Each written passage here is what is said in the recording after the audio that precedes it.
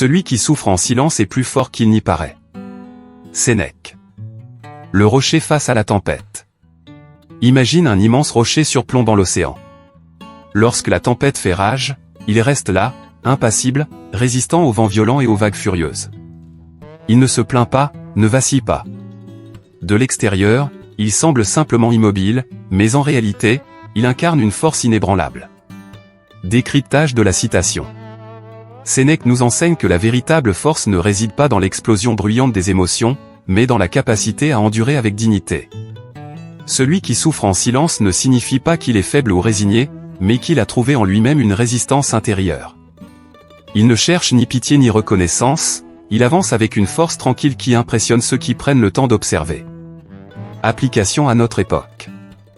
Dans notre société hyperconnectée, où tout se partage et se commente, la souffrance discrète passe souvent inaperçue. Pourtant, certains endurent des épreuves immenses sans se plaindre, trouvant leur force dans la patience et la maîtrise de soi. Cela ne signifie pas qu'il faut refuser l'aide des autres, mais plutôt comprendre que la résilience silencieuse est souvent le signe d'un courage profond. Leçon inspirante.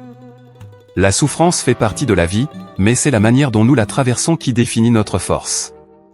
Comme le rocher face à la tempête, puise en toi une stabilité intérieure. Ce n'est pas dans le bruit que réside la grandeur, mais dans la capacité à rester debout malgré tout. Si vous êtes amoureux de la philosophie et des philosophes, je vous recommande de vous abonner pour plus de contenu motivant et captivant. Prenez bien soin de vous.